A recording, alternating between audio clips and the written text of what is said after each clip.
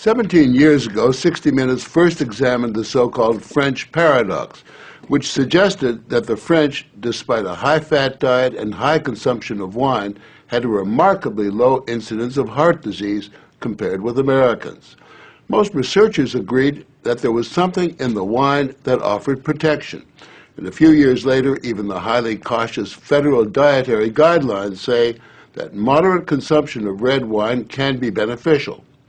Now, scientists across the country have identified a substance in red wine called Resveratrol that they believe might do more than just protect the heart, but could, in very high concentrations, significantly extend life by preventing a number of age-related illnesses.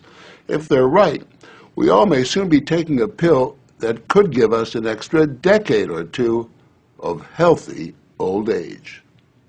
If the promise holds true, I think this has the chance to change healthcare.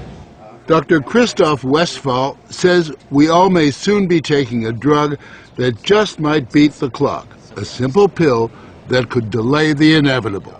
Our goal is to prevent and forestall many of the diseases that strike us as we reach 50, 60, and 70, all with one pill. What you're suggesting is there's some kind of rejuvenation drug that turns a 70-year-old into a 35-year-old. That might be pretty hard to do, but I think if we're on a train heading one direction, we can slow down that train. I think we can slow down these genes that control the aging process. That quest to put death on hold began in 2003 when Westphal met David Sinclair, a biochemist at Harvard, who was studying the genetic components of aging. 5 years ago, I met David, and he had shown that you could extend lifespan in yeast.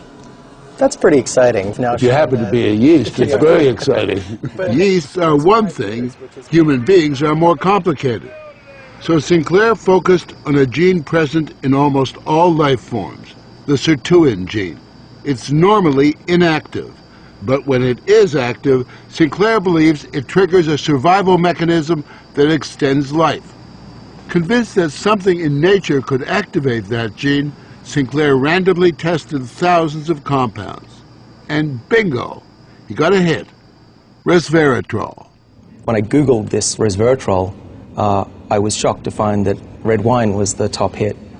Red wine is brimming with Resveratrol. It's found in high concentration in the skin of the grape and seems to play a role in protecting it from invading bacteria and fungi. Were you aware of the research into red wine that it offered certain health benefits? Oh, sure. I mean, that's why I almost fell off my chair when the link was made, and I thought that this was a potential explanation for the benefits of red wine. Convinced they were on the verge of a major scientific breakthrough, Sinclair and Westphal launched Certris, a Cambridge, Massachusetts research company. They, along with a handful of other cutting-edge biotech companies, are developing resveratrol-based drugs that they believe zero in on the longevity gene. The important news here is not that we found something in red wine. The important thing is that we passed a milestone where we can now make drugs based on this knowledge and potentially slow down aging itself. Everyone from plastic surgeons to your friendly snake oil salesman have been promising a ticket to eternal youth for some time.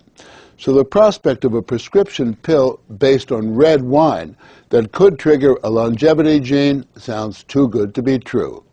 And yet, scientists have actually known for years of one surefire way of doing that. Stay hungry.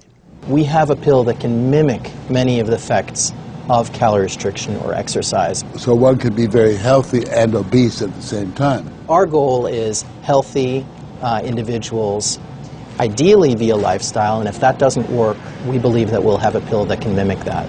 A pill that, in effect, diets for you. A pill that turns on the survival gene. And what we're trying to do with our drugs here is to put the body in a defensive state, to ring the alarm bells and get the body to defend itself instead of dieting to set the alarm off, pop a pill. The pill is a highly concentrated form of resveratrol, a virtual vineyard of healthy living. How much red wine would you have to drink to get the kind of resveratrol that you're using? The sad news is that you'd need to drink about 1,000 bottles a day of red wine, which I don't recommend. The pill itself may not extend lifespan, but could prevent the diseases of aging. Alzheimer's, diabetes, heart disease, even cancer. What we're talking about is activating the body's natural genetic defenses against diseases, and that's very powerful if we can harness that. Resveratrol has been tested on mice, and the results have been encouraging. In this test video provided by Sirtris, both of the mice have been fed a high-fat diet for 12 weeks. But when placed on a treadmill, the mouse on the right ran twice as far. He was taking high concentrations of resveratrol. You have fat mice and you have fat mice with resveratrol, and the ones that are on resveratrol, they can run twice as far and they live longer, about 20% longer.